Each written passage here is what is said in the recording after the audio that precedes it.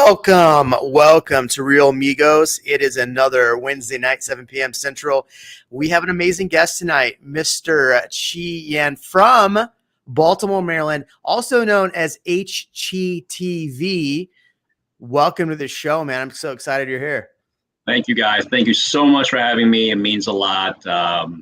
Yeah, I love to watch you guys show and learn from you guys, and I'm now part of one of your shows, so I can't be more happy about that. Awesome, man. Yeah, no, I'm excited.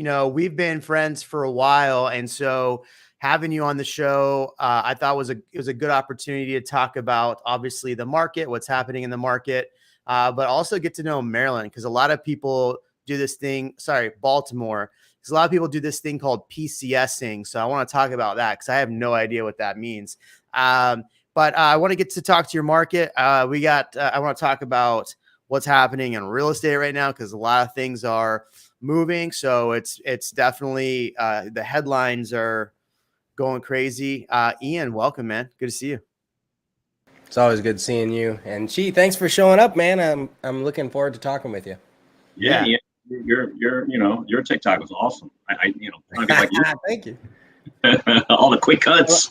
Somebody razzed me last week. They go, he hasn't posted TikTok in X number of months. It's been a little bit. But I have them in the backlog, man. I'm trying to get them out. I'm ready. Especially now, when things are different. Definitely. You got your attention where it needs to be at. What's getting you the most attention and attraction. If you've never seen any of Chi's videos, go find him on the old TikTokers. I don't know what this is. I don't use this app. But he's got a lot of really creative videos. What I love about Chi is he's done some really creative, like just videos in general, very creative stuff, especially like on Facebook. I've seen some crazy videos that he's done that are really like, what's the one you did? When you were announcing you're moving to Real, you were like doing Shawshank Redemption or something like that. Yeah, I did that with Bob Tompkins, and basically I took the scene. So I love to do parodies of movies, and Bob and I did the scene with Shawshank Redemption where they're sitting at the prison wall. It's like when Andy Dufresne was just realizing that he needs to leave the prison. If he's not going to do that, he's going to die in the prison. So it's a scene where he realized that get busy living and get busy dying. So we kind of twisted a little bit of that. Saying it's real, you get busy, either I'm trying to remember the line, get busy, you working for the broker or the broker working for you, something like that. Yeah. So good stuff. So definitely go check out I just flashed his Instagram and his TikTok, also on Facebook, HGTVs. So no S, I added the S. So tell us what's going on in Baltimore. Why are people moving to Baltimore? Why are people leaving Baltimore? Are people leaving Baltimore? What's going on in your neck of the woods? So Baltimore, let's see here. People moving to Baltimore, a lot of times because of jobs. Healthcare, Johns Hopkins, University of Maryland, any kind of healthcare related field, we're big on that. Financial institutions, engineering jobs near north of Grumman, that's huge. That's not in Baltimore, but the main reason why people buy in Baltimore because it's not as expensive than the surrounding counties or down to DC. You go down DC, it's literally, I'll say double the price point depending on where you're at. So with it being now, people don't have to go to work. They can stay at their home. They're buying Baltimore because it's cheaper. Now, of course, Baltimore have many price points. I'm going to list a property tomorrow for $270,000, but Friday I'm going to sell one for $650,000. Literally, probably not even a mile away from each other. So Baltimore is very neighborhood to neighborhood city, and depending on the block, one block north and one block south or east or west, it's a totally different neighborhood. So that Baltimore in a nutshell is kind of like that. It's very pocket oriented. Anything around the water, the neighborhoods around the water, obviously, if you know Baltimore, like Federal Hill, Locust Point, downtown, Harbor East, Fells Point, Canton, around the Baltimore Harbor area tends to have the most of the people wanting to live there as a usually if you're a single person or young couple, young professional, that's where you want to be.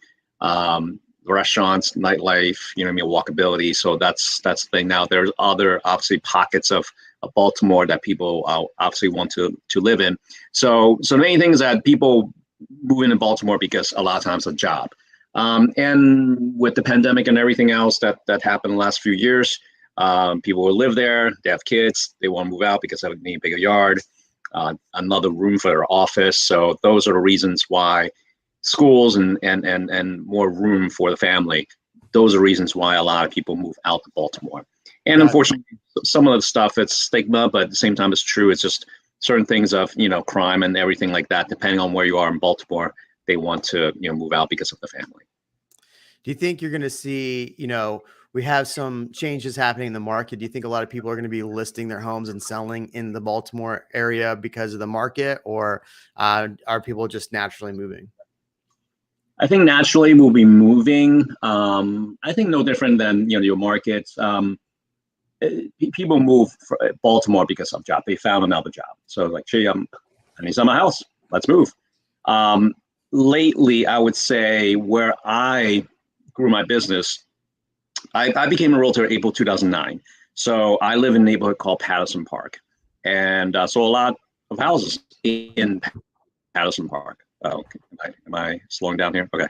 So I'm Southeast Baltimore. What I'm concentrating on, a lot of my business are still there. And a lot of people are not moving out because of school. There's a few schools that people are staying in the city because they love the city life, because we have a big park called Patterson Park. The park itself, it's a huge park, and people use that park for everything, anything and everything. It's got dog park, got tennis courts, got festivals, got just things going on in the park all the time. So that's kind of like where people are, spending a lot of their time outdoor wise in the city. So the main thing is that, what was the question? I'm trying to remember.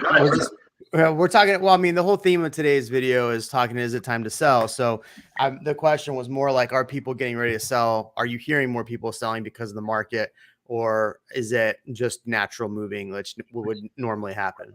I think it's natural moving, just there for my experience for Baltimore. It's their life, life happens, kid, more room, bigger yard, and they'll move out, or job. Those are two main.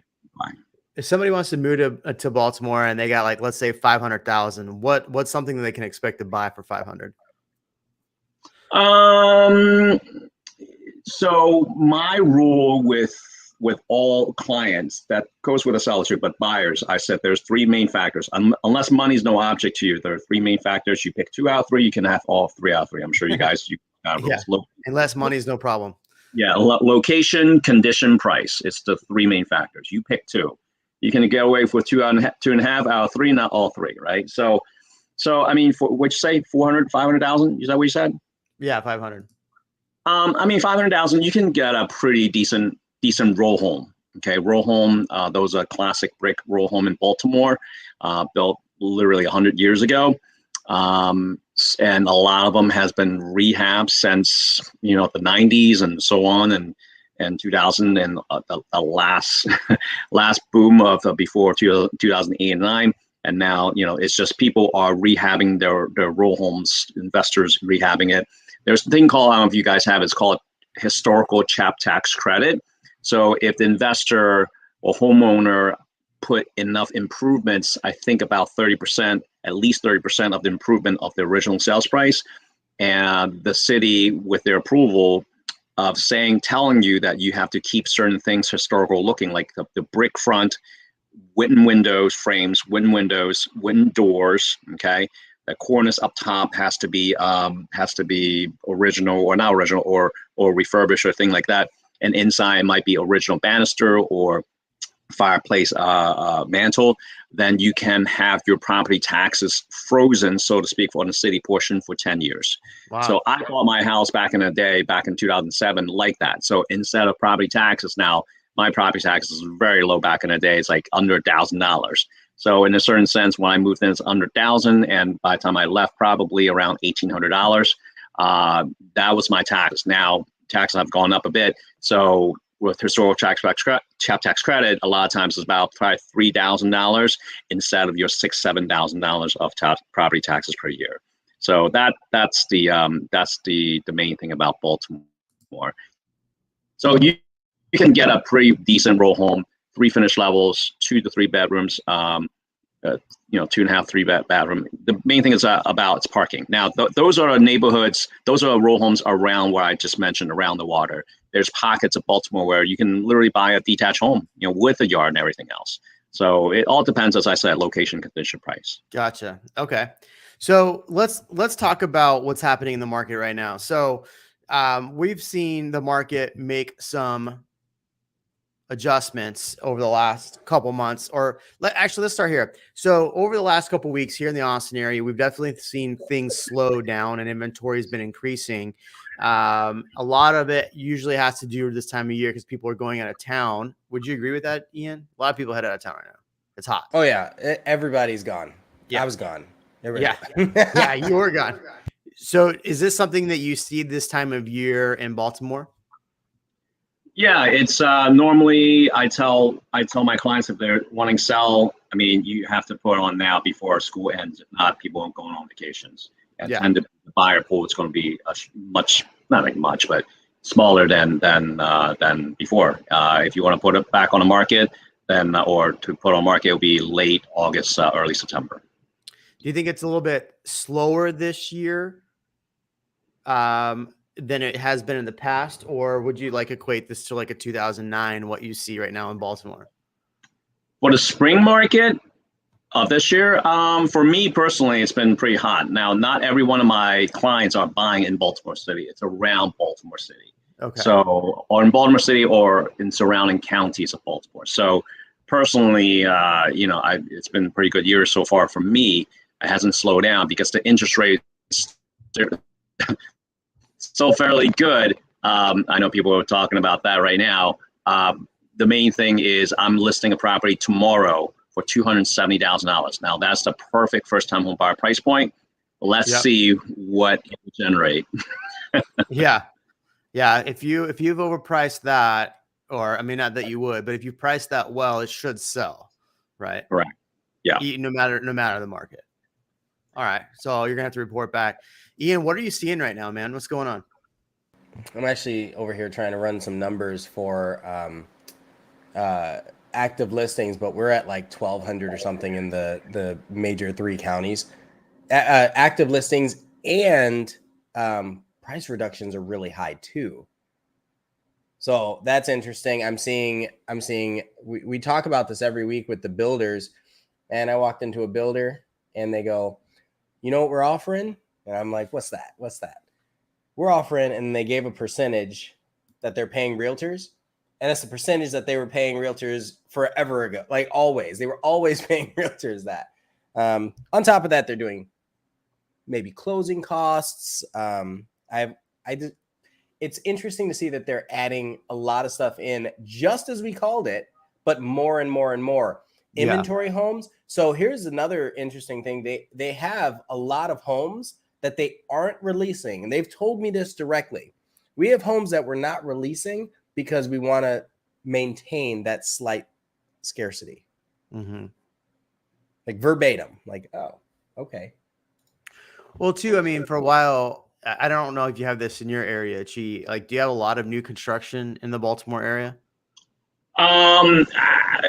Not a lot, no, because Baltimore City is pretty well developed in the city itself. Around the county, I mean, Baltimore is a pretty old city, right? So there's not a lot of, say, new constructions in the area. Now, a lot of times it's the newly rehab homes, or they might have a couple lots that they knock down on that lot and they'll rebuild literally from scratch. But your traditional, like, Rhine homes to come into the city to build, 30 homes or 40 homes, not a lot in Baltimore City. Not to say that it doesn't happen, but it tends to be, there's a neighborhood east in Greektown and so on, that they're pretty much done. So I'm thinking out loud as we talk. So yeah, it's not a lot. People want a new construction, they would have to go outside of Baltimore City. One quick question about Baltimore: have they done anything with the areas around the wire, where the show The Wire was filmed? Yeah, so I saw that comment. So I would say to the person asking, when The Wire came out, I did not have HBO, so I never really watched The Wire. I know it's the best TV show known to man, as Ian looks like I'm disappointing me. I need to do it for the fact that it's my content. I did a video on movie locations last week. It was Sleepless in Seattle, where Meg Ryan's character came out of her house. Yeah, I saw that. Yeah, so to really answer the person question, I would say probably a couple of neighborhoods have improved in The Wire show, but exactly where I have to do some research on that. Oh man, I know. Man, you're failing us here. I'm just kidding. Is this something that you're seeing? Aaron saying that one of his neighbors had to move back to California because they were making them return back to the office. Can you imagine selling your house? Let's say you're in the Bay Area and you sold your house for like $1.5 million. You moved to Austin. You're like, oh, awesome. I'm buy a house for 600. It's fantastic. I made all this money. Now you got to sell that house. Hopefully you can still make money on it and go back and repay now at 2.3, 2.4 million. Like that's gotta suck. You gotta love your job, right? I mean, you can't find another job. Yeah, you got to be making some good money there. Jeez, is that what happened? Can you imagine? That would suck so bad. I feel bad for them if that's the case. Yeah, no, yeah. I was thinking about, we're in this economy or job situation where you can't. Now, I'm a realtor. We are realtors, so I always say we look for a job every day. We look for a job interview every day. And I'm not in the job market of looking for a job. You know what I mean? We've been doing it for so long.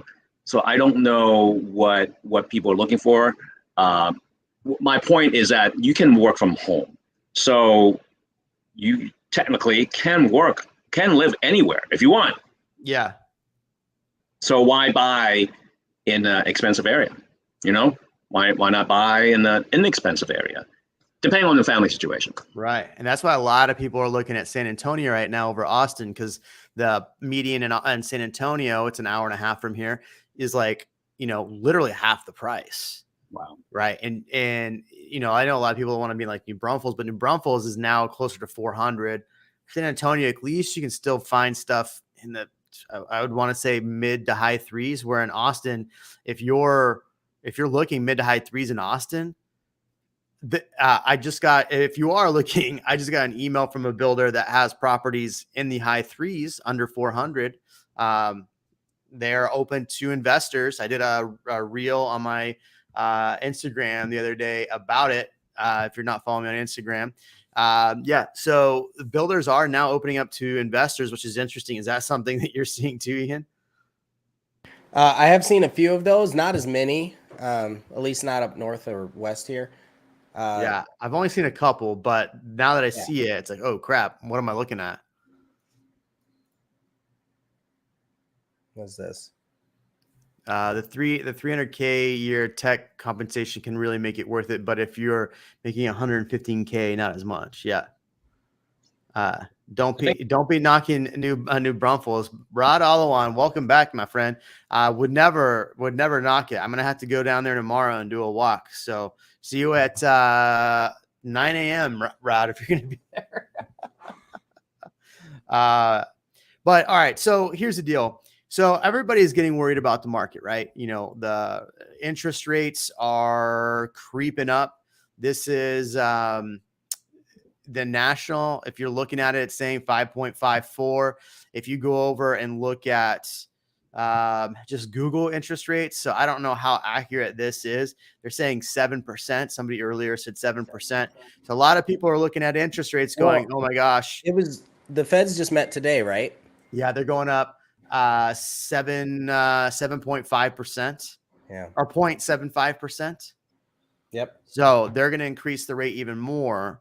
So I'm starting to hear people say, oh, I'm going to wait. But I'm like, okay, look, I guess here where I'm thinking is if you're going to wait, interest rates are definitely not slowing down. Would you rather get into a home that you love at 6%? that said 7%, but I'm seeing 6% still. It could be higher. Would you rather get into a home that you love now for that percent, or rent or hate where you live, waiting for the rates to come down and the prices to come down if they come down? Does that make sense? No, that makes sense. I am a big proponent, and we talked about this before, of really, if it fits within your monthly budget, no matter the rate. Now, of course, raising interest rate is going to affect your monthly payment. But if there's a house that still fits within your monthly payment, I actually thought about this today. This is the time as a buyer, you have the leverage. I said this before. The seller has been having the leverage last 2.5, 3 years. Now, because of high interest rates, seller is just not getting the multiple offers. Now, depending on location, you might still get multiple offers, but say in Baltimore, certain parts of Baltimore, if you're not under contract after 2 weekends, that's my other rule, then you're overpriced. The market has spoken. So this is a perfect time for you as a buyer to actually go in, submit an offer, could be less price, with a $10,000, $15,000 seller contribution. You know what I mean? Like, this is the time for you to submit an offer like that. And I think that there are more buyers able to actually get under contract with the help of seller contribution, so that they don't have to bring the money to the table. So it will be very interesting literally in the next month to see what the market is going to do. I think people need to reset their search parameters based on what the current rates are if they haven't locked in, and what, just kind of reset their expectations. If they've been shopping for, let's say, 3 months, 3 months ago is very different than it is today. So, and I think if you're working with an agent, then absolutely have that conversation. Say, what are we looking at today? This is my monthly budget, because that number is going to change with the rates. And so I don't think people are actively doing that. I think a lot of people were on a search, and then they're saying, I'll wait, because they're seeing these things that they just can't afford anymore. Yeah, 100%. Well, Aaron nailed it right here. Aaron, perfect comment. So everybody's hearing the word crash, right? So you have those channels out there like, look, it's going to be 40%. So you have people literally okay, it's going to, in Austin, it's going to be 40%. Aaron's comment's right. If it drops 10%, yet your interest rate goes up to 8%, 9%, and it drops only 10%, you are still overpaying. You're still paying more. So for every 1% interest rate goes up, it's like $200 more towards your monthly payment. So let's think about that. If you're going to buy a house for $500,000, we can do the math here on the side in a second. And you're going to get in at 6% right now. And let's say a month from now, less than that. I mean, we weren't even talking 7%. And I just pulled up this Google and it's saying 7% now. So let's say it goes to 7%, it only drops 10, maybe 15%.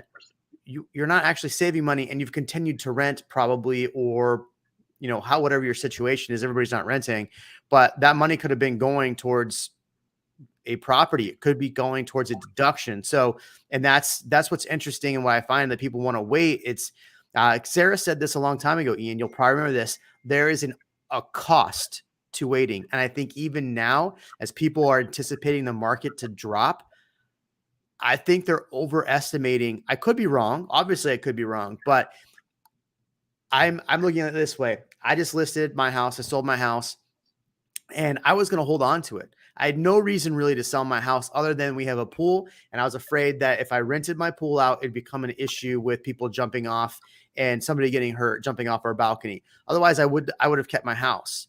So now I'm selling a house I really didn't want to sell. I bought a new house in the middle of rates being 4.5%. I do a 10-year ARM on that. So I still did it because it made sense for what we were doing. I'm doing a whole video on it. But what I think people need to understand, though, where going back, is that the opportunity cost to wait, or the cost to wait, could get a lot more expensive if you do.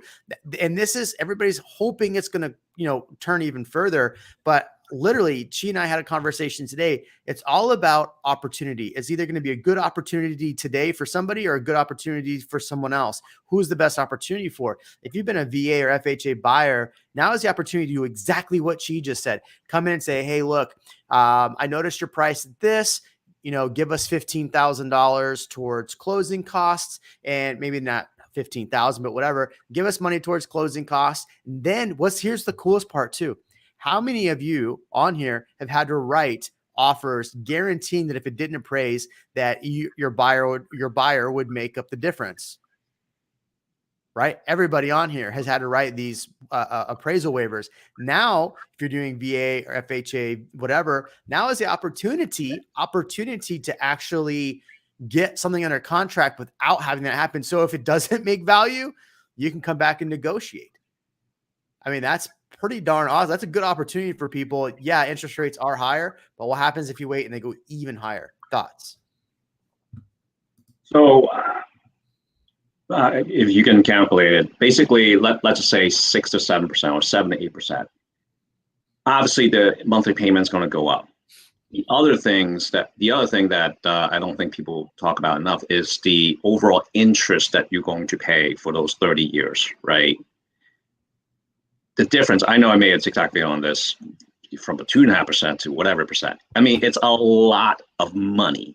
The interest paid for 30 years between the two different interest which means at the same time, on a higher interest rate, you're paying smaller amount of towards the principal balance in the beginning, and with that you're paying less.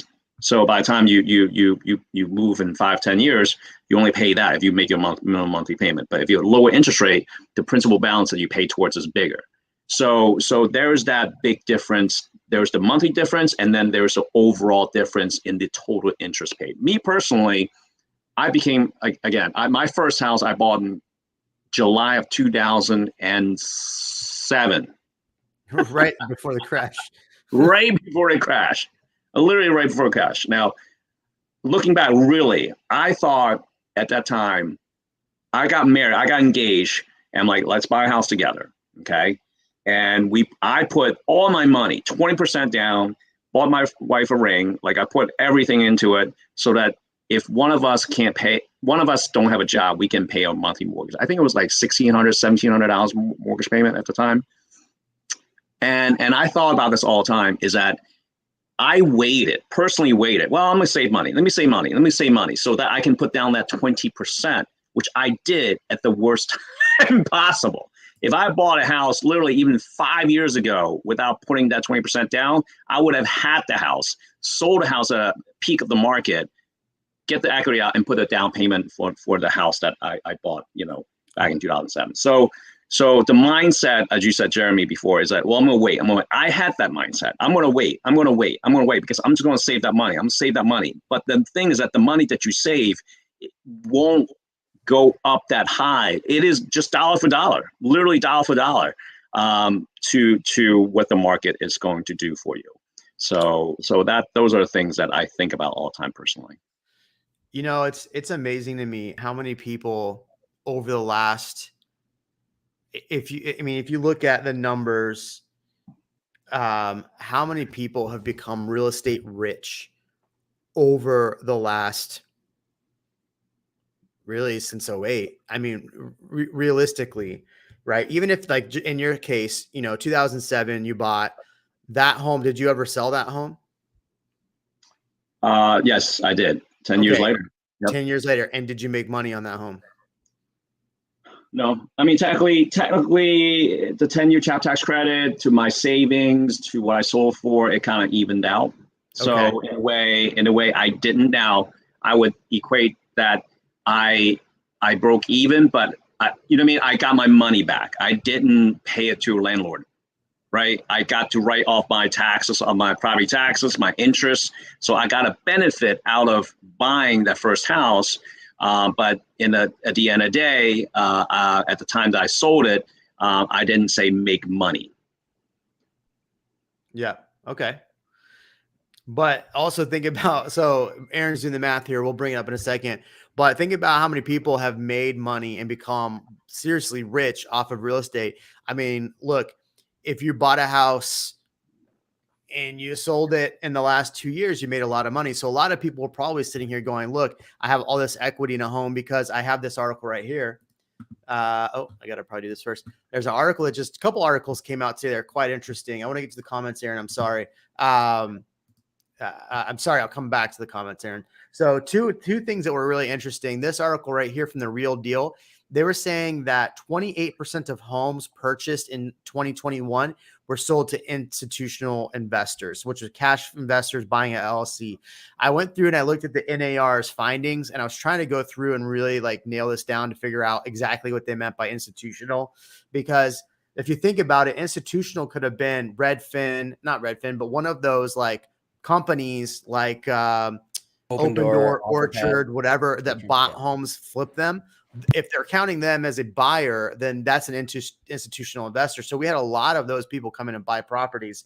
So I was trying to break this article down. I think there's a lot of misleading stuff we read, and I think there's a lot of misleading stuff in this. So I'll break this down and do a full video on it. But what I wanted to talk about was, where'd it go? Come on now. Did I not even open it? Oh, is this one right here? So Austin is number two in the most equity rich metros. So for everyone that's really worried, we're still most equity rich metros. One thing I want to talk about though is homes underwater was 1.7%. In Dallas, it was 1.5%. So there are homes still underwater, but we are, for the most part, of those that are mortgaged, almost 85% have what they call they're equity rich. Now, I didn't really read the full article to find out what equity rich meant, but most people have equity. If they had to sell, they have money in the home. So the question then still goes back to, is it time to sell? Should you be selling right now? So I want to talk to that. I'm looking at this chart for active number of listings, and you compare that from February to now, and it's doubled the amount of listings from less than 2,000 to 5,000 ish. Wait, say that again. Active listings going on the market in the month. Yeah. It's decreased? No. The amount of them have increased. So So we're following that trend. They're thinking, oh, I better cash out. So that adjusts the equity rich number, right? Mm-hmm. Do you know this guy? He says, "What's up?" I do now. What's up, Jonesby? So the question then is it time to sell? Right. So Chi, what do you think? Is it time just to pull out and sell? I think it depends on your life situation. You know what I mean? It depends on if you really need to sell because of job or whatever it is, then yeah, this is the time to sell. If I just had a listing appointment today where they're like, we want to move. We don't have to move, but it could be the fall time. We'll look at the market in the fall or late August or early September. We might even put on a market for a month and see what happens. If for some reason the market doesn't bear of the price point that she needs to sell that, we might try it again next spring. So I'm never the type of like telling people that you need to sell. I'll tell you what the market can bear or what I think we can do for you to sell. If the number hits, then let's do it. If not, then we have talked about it, and we talked about this before. We've had this conversation. We put on a market. It's been on the market for 2 weekends. Hasn't gotten contract. Then we have to adjust the price point. Yeah, I agree. There. So Aaron was breaking down in the comments like what the difference is. Yeah, thank you. But his argument is still the same. In 10 years, who cares, right? Just like you selling your house in 10 years, like you didn't necessarily lose money, but you didn't make money, and you were able to go into another home, right? I think but that you made money. That's the thing. You lived somewhere for free for 10 years. Right. That's making money. Right. That's right. You didn't spend money, but you didn't have to spend it on something you didn't want to spend on, right? I literally had a conversation with someone on TikTok. They were pretty gung-ho of paying, I forgot, let's say $2,500 a month, right? Times 12, that's $30,000. Times 5 years, that's $150,000. You paying someone's mortgage. I'm sure we talk about this all the time. Like, you want to pay someone $150,000 without getting any money back? I mean, come on, you know what I mean? Like, we're already doing that with the government based on Aaron's numbers. right? The change in interest rate, it was like $125,000 difference. Yeah. Yeah. Right. That's huge. And so, and he did to go into 7%. Aaron, you should do the math for what it means to go to 8%, because that's probably where we're going to head. So, what's interesting, Chi? One thing we didn't talk about is you didn't sell it and get money back, but you didn't have to spend money and you were rent controlled for yourself. Right? So that's another factor. Like right now, people are freaking out because their rents are, going up 10%, 20%, 30%. And you didn't have that same type of stress added to your life. Correct. And I think that I moved because I had 3 kids. I mean, I was busting through the seams and I just need room. And obviously at the same time, my wife, we've been kind of looking, and my wife found the home that I'm in right now, from a 1,800 square foot row home, 3 finished levels, to 4,300 square feet, almost an acre in this part of Baltimore that you can't get. So, and I bought this house 6-7 years ago. It was a short sale. You know what I mean? Like, there's that opportunity of me not selling at the top price. I pay rent free, as you said, Ian. At the same time, I got this house as a short sale. It was a divide into a 4-apartment. It was a 4-apartment colonial home. So it took about 9 months to rehab it into a 1-unit home. I haven't even finished the top level. Okay. I need to sell like Jeremy and Ian to make the top level. Say that, right? But we'll be here. You know what I mean? This is such a long-term home. This is forever home for us. And my point is, I say this to my clients sometimes, that when people buy, they think very short term. And I'll tell my clients, hey, how long has your parents been living their home? And they'll be like, since I was born. You know what I mean? Like they've been there forever. And I think since the 90, I'm not a historian, but 7 to 10 years, that's when people move. I think people have that fear that something happens, I have to move, and I'm going to lose money selling my house, which I can understand. I literally have a house in Frederick right now. They only lived there for a year, the new construction, and I'm trying to sell it at 600. We lowered to $615,000. We list at $639,000. The comparables just came out is like $560. So he can't even compete against that. So my thing is that the people always have this fear personally of like, what if I buy something? What if I have to move in 2 to 3 years? I think that's the main thing. Well, that's kind of an interesting point. I think about if you think about whenever you say your parents, that was what generation, right? Let's say it's the boomer generation. Okay. Do you feel that you think like them, or that you're walking in their footsteps in any way? And the only reason I bring that up is because they may have moved or may have stayed in the house for 20, 30 years. But I don't think people nowadays, they can't stay in a job for a year. Right? They move around a lot more. And I think that mentality is causing some of this unrest. I agree. And I think we're learning, and this will be very interesting as we're going to look back in history, that there's so much.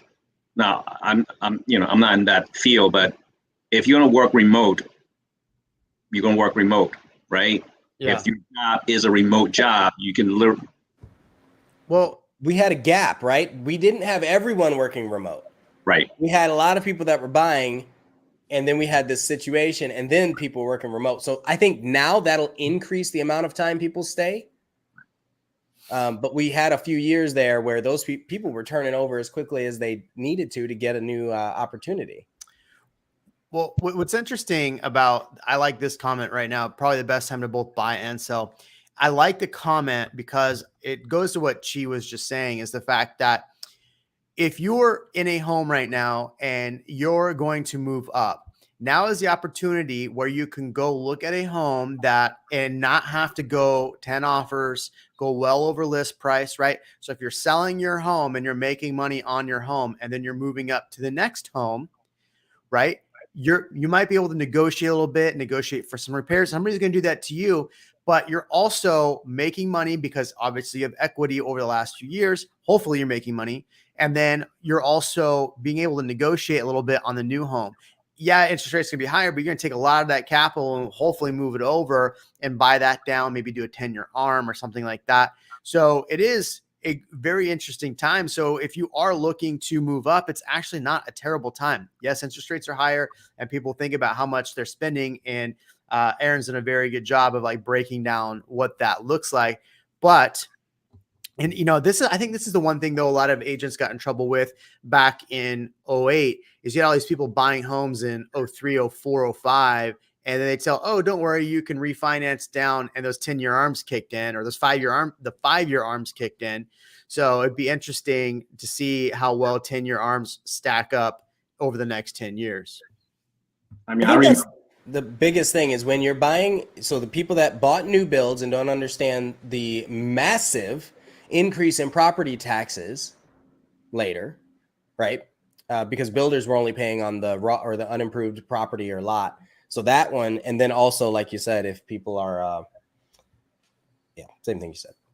Yeah. Same thing you said. You said it. You got it.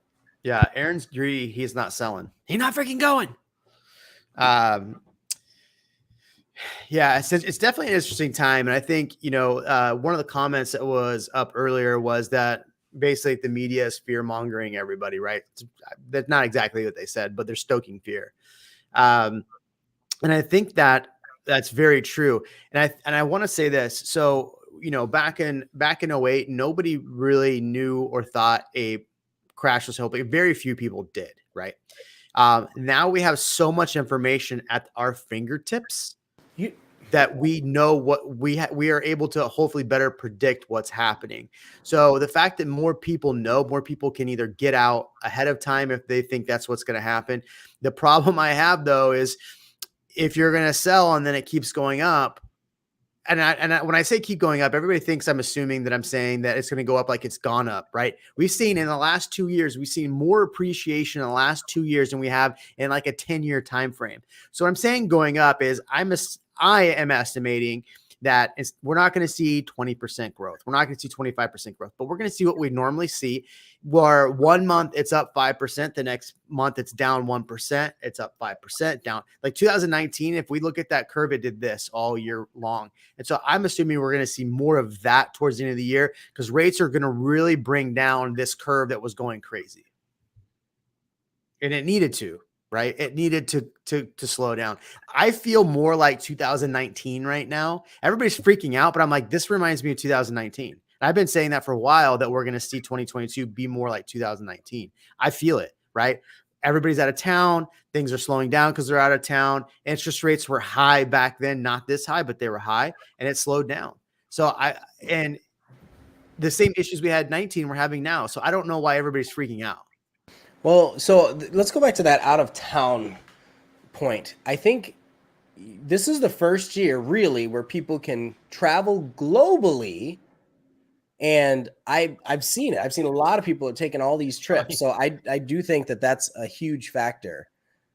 People have been stuffed up in their houses in most of the country and most of the world. And this is the first summer where you can get out.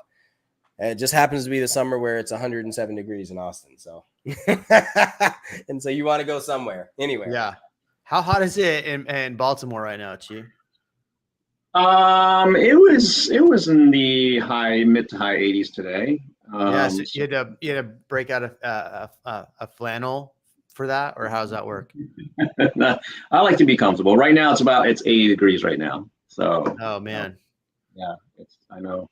We get the humidity, unlike you guys, right? You guys don't have. Oh, we get crazy humidity here. Oh, no. We don't get Houston humidity. No, we don't get Houston humidity. You're right. That's what I mean. He gets Houston humidity. I know, because Chicago was like that. It would be 80 degrees and you could not step outside without having an extra shirt. Yeah, in your bag. Yeah. In your bag. Yeah. I do love this comment. I truly thought prices were going to drop till the media started saying prices are going to drop.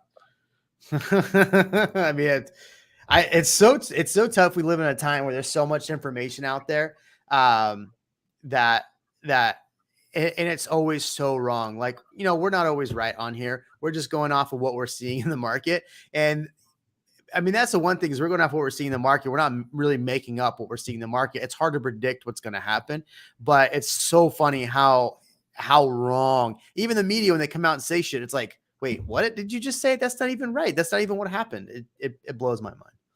So yeah, I feel like people, you know, I feel like I'm old. You know, I became a realtor again, April 2009. I became a realtor because of that recession. And my boss at the title company said, "Chi, I literally cannot pay you anymore," because like almost all of our business in the title company at the time was refinance business, and that was gone. So just like here now, all the refi business is done. So all the loan officers that was making money using the refinance as their business, they're gone. I mean, they're done. If you don't have your purchase clients, realtors or buyer clients, you know, buying houses in check or in place, you can't do business as a loan officer. So I became a realtor April 2009, and you know, as a new agent, as all of our we did is do open houses. So I did endless open houses every weekend, meet clients. You know what I mean? My very first client, literally, of me finishing open house for someone else, I walked up to my house, my first house, and this guy is literally looking up this foreclosure home at the end of my block, and then I just say, "Hey, are you looking for a buy house?" Like, "Yeah, I saw this and came to check it out," and I'm like, "All right, I can help you." So that was like my first client, literally walking up. So I think a lot of times as realtors, and I think a lot of realtors watches the show, right? It's instead of as much as we all love social media, we have to get back into the groundwork, actually do open houses. We did 2 open houses as a team. We literally have 2 listing appointments from the open houses. And from those 2 listings, they have to buy houses. So there's 4 transactions there. Yeah. I mean, you just have to do what 2019, what we did is actually going to the. That's what I'm saying. I remember 2019 driving around and showing homes to people, and we were going through all these vacant homes, and we looked at like 9 homes in one day. 9 homes in one day, and then we'd write an offer, and maybe one of them we'd be in a multiple offer, it'd be one and one other person, right? That if we go back to that, how awesome is that to tell your buyer client, "Oh, I just got you another $5,000 off the deal plus all of this," and they're gonna love it. They got the house they love. Where, you know, I'm like thinking about this today. Like I was driving around showing clients homes all day long in 2019, and here, like 3 months ago, you'd be driving and it would be like, "Oh, it's under contract. Oh, it's under contract. Hey, out of the 5 homes that we were going to go see, 3 of them were already on contract, but there's only 2. So I think that, you know, the expectations that agents need to make sure that they're sharing with their clients, the fact that as a buyer, there is a lot more opportunity now, especially that we actually have inventory. This is something Ian and I have been talking about for a long time, is that the reason why we're seeing prices go up so quickly is the lack of inventory. Now you get shots across the bow with inventory going up and shots across the bow with interest rates. And it actually makes it an actual more manageable and a more fair. I'm not going to say fair, because I just did show you an article that 28% of buyers in the Texas area were institutional buyers, which is cash LLCs. Yeah, I think that with my, you know, going back, you know, if the house has been in the market for a couple of weekends, if you are the very first offer, you have that leverage. That is your leverage. If you are the only offer, I'm not saying lowball it. I'm saying something, you know what I mean? Like something a little bit less price or something, and ask for the seller contribution, 10 grand. See what happens. Yeah. And the seller who has not gotten an offer, got their first offer, the realtor, listing agent, like, "Listen, you got to take this. You have to take this. We have to negotiate to take this."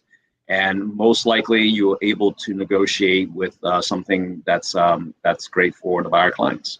So this is. I mean, I remember we talked about this before. I mean, FHA's like, I've done a few VAs in the pandemic time, but I haven't written a FHA offer for the whole time since beginning of 2020. Now is the time. Now you can actually put down only 3.5%. I mean, yeah. I mean, think about it. I mean, if in order to compete 6 months ago, in order to compete, you were putting 20% down. You were giving a what's it called? Losing my train of thought. You're having to give an appraisal waiver. You were having to pretty much give up your firstborn child. You're having to give up all of this stuff. Well, yeah, home inspections, all this stuff. Now you can come in and go, yeah, you know what? Maybe I don't want to do 20% down. Maybe I want to do 10% down. All Yeah. right. Maybe I want to do 5% down. Maybe I want to save some of my cash and not put all 20% down. And so, I don't necessarily advise that, but that's something you could do. And then on top of that, you can potentially ask for stuff. Now, as a seller, if you're getting ready to sell, I think it's really important that I've been saying that. How long have I been saying this one thing, Ian? Like, how long have I been saying this? It's really important to price the home correctly. Oh gosh, I think since we've been doing this. Yeah. Forever, literally forever. Yeah. So I've never changed on that. But as a seller too, like, you're going to have to do more things to get the house ready, right? You're going to have to, bring somebody over and power wash the driveway. You're going to have to actually potentially change the carpets out. Maybe you're going to have to do some work to the home that you really didn't want to do and put in that elbow grease. But at the same time, putting that elbow grease is going to return where maybe that buyer is not asking for as much, because now you're back into a multiple offer because you did everything. Think about this. Everybody gives flippers such a hard time, right? People like, yeah, Logan was on, and some people in the comments were just lighting him up about these investors. If this guy comes in and flips a property, it's a property that nobody wanted to buy, and now somebody wants to buy. And so you're getting mad at the person who actually put in the sweat equity to get a home ready to sell and that you purchased. So if you're a homeowner, make sure your home's a home somebody wants to purchase and price it right. Yeah, I equate that to no different than realtors. People complain about realtors. We all of us have been in business long enough to done hundreds and hundreds of transactions to a point where we know what we're doing. No different than investors flipping homes. If good investors, right? Not your fly-by-night investors, they have gotten everything to the penny, knowing exactly what it costs to redo that kitchen, redo the bathroom, have the crew to do it in the shortest amount of time. Good work, okay? To make that house a livable home, And I think that if you're a good builder, a good realtor, you are paying what you're entitled to.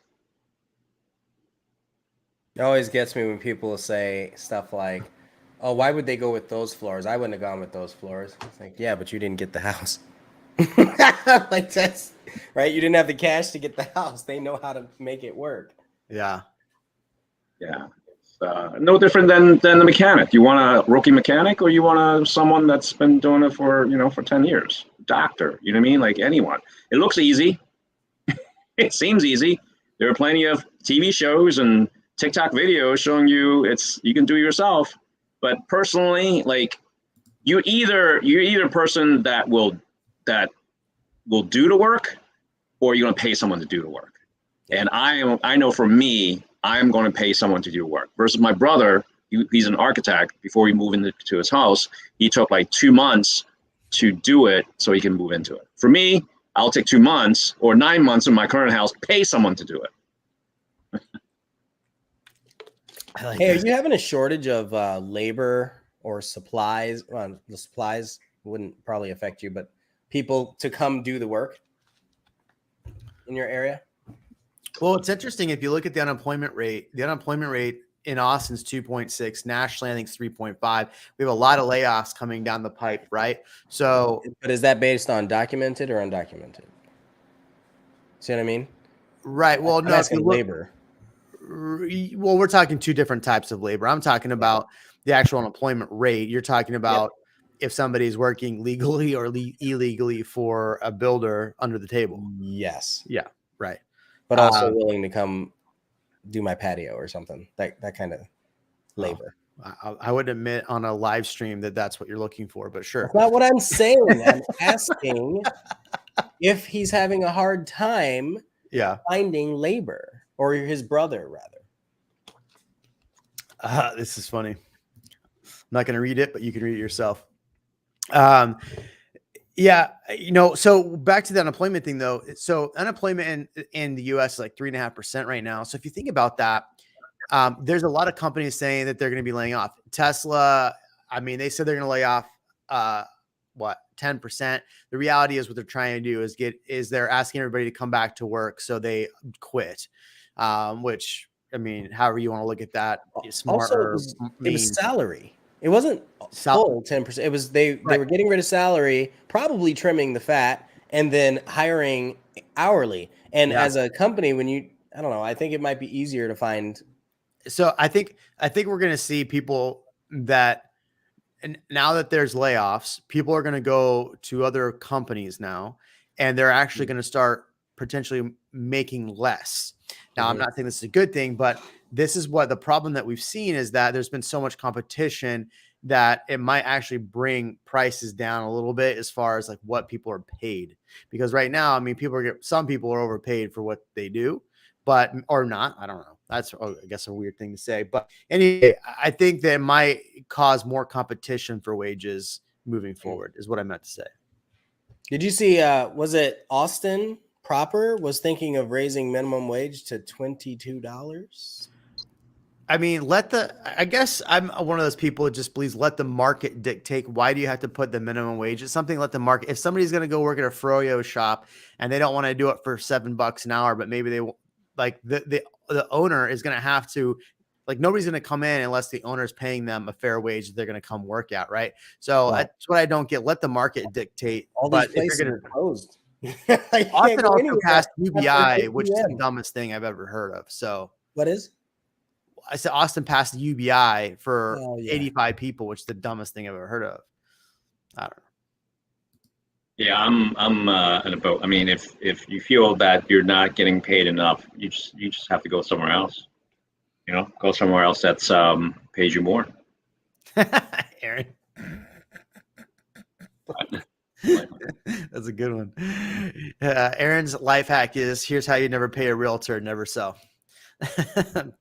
Because Aaron's in the comments saying that he's not going. He's not freaking. He's got diamond hands. So Tesla say they'll lay off 10% of salaried headcount, but they will hire more hourly workers, which is interesting because they're still hiring people for well, they said they were freezing hiring, but I think they're still hiring people for the you know what I'm pointing at. It's that way.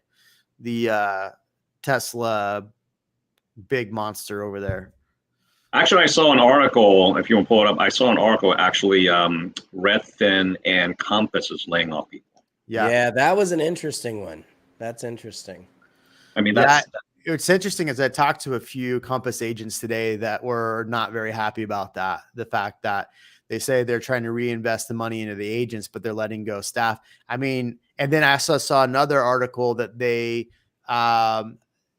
now valued less than what they sold going onto the market or whatever.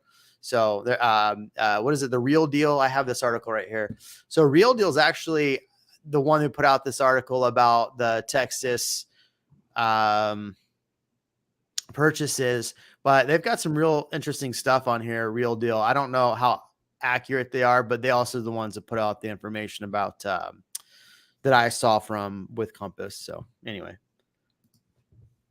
I mean, I remember Redfin lay off people at the beginning of the pandemic. Hired people, I guess, and then now they're laying off again. Yeah. Yeah. Well, if you look at our way, it's a perfect time to attract. Yeah.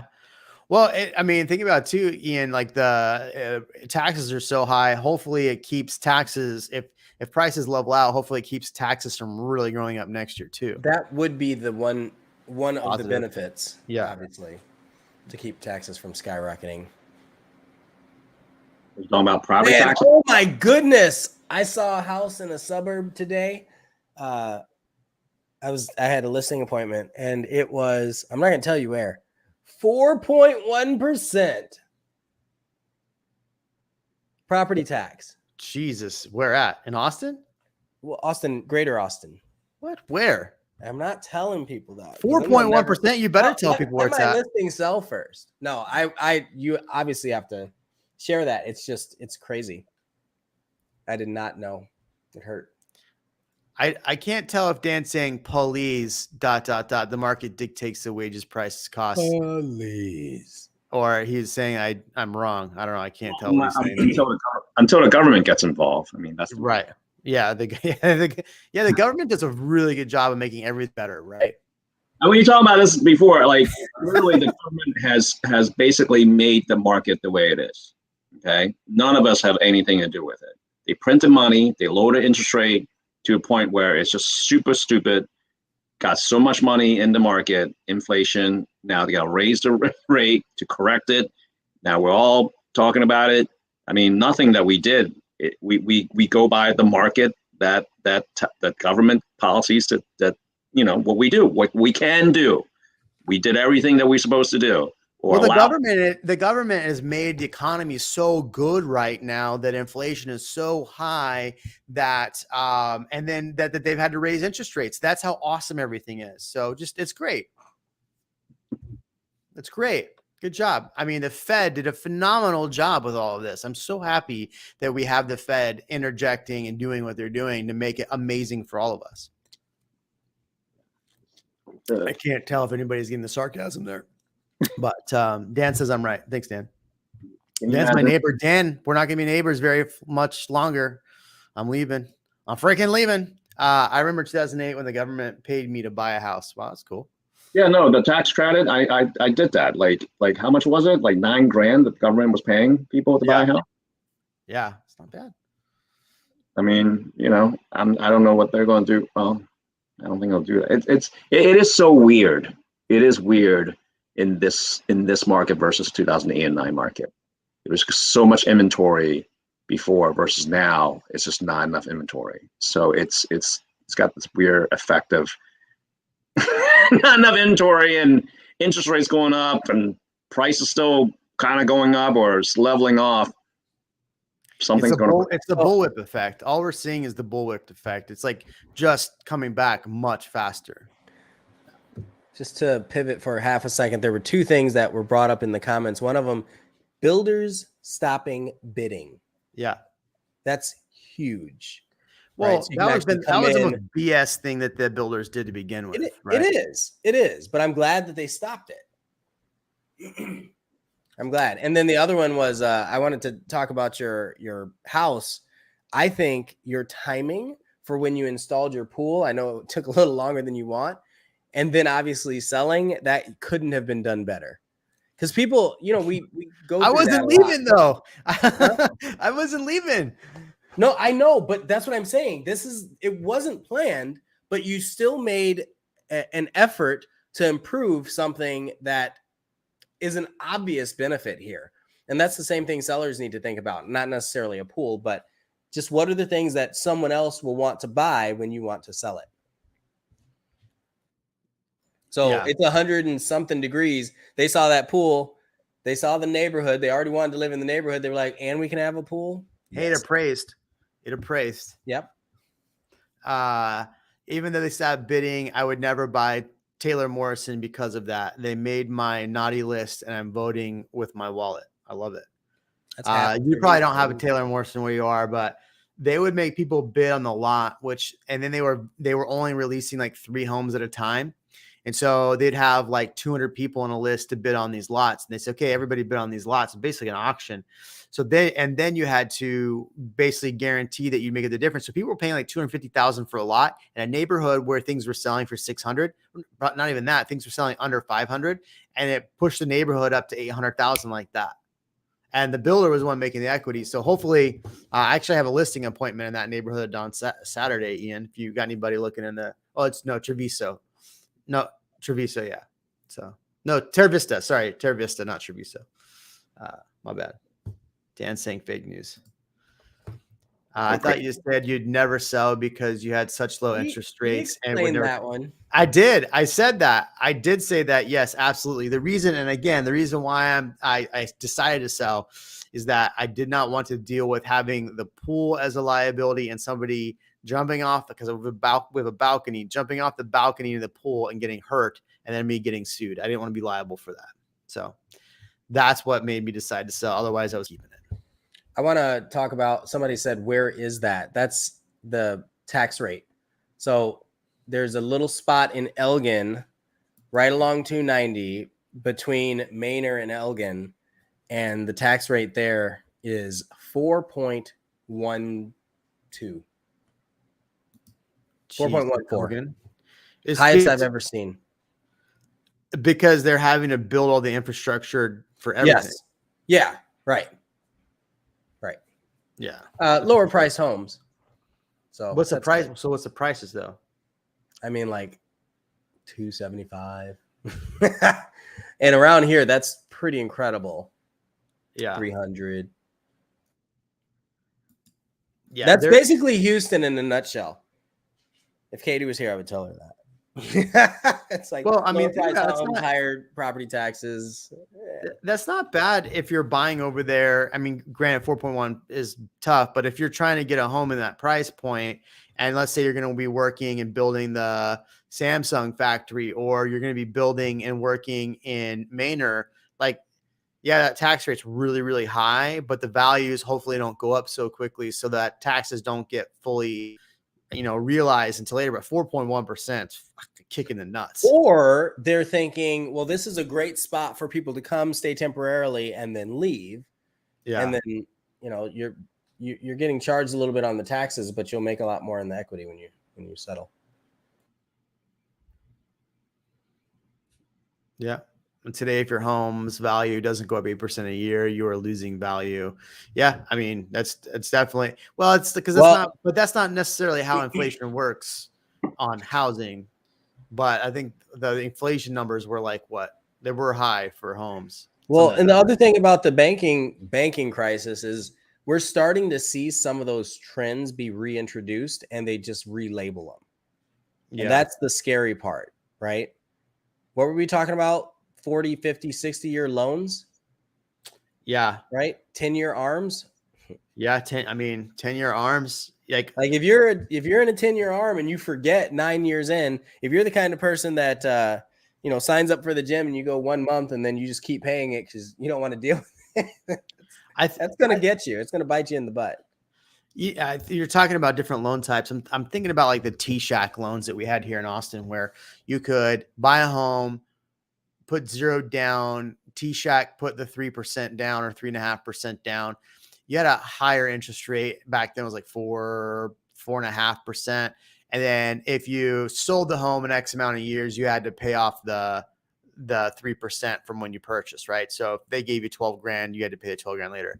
But I think about that. If you bought a house in 2019 and sold it at the beginning of 2022, like using a T-Shack loan, like you pretty darn good.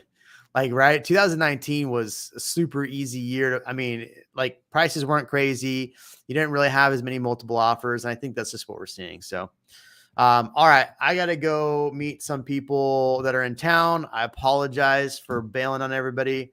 Have a great night. Chi, where can they find you? Thank you so much, guys. Appreciate having me. Yeah. Where can they find you, Chi? So as you mentioned at the very beginning, my channel's name is HChi TV. So HCHI TV will be the easiest way. If you Google it, it'll show up everywhere. Awesome. And this is where I tell everybody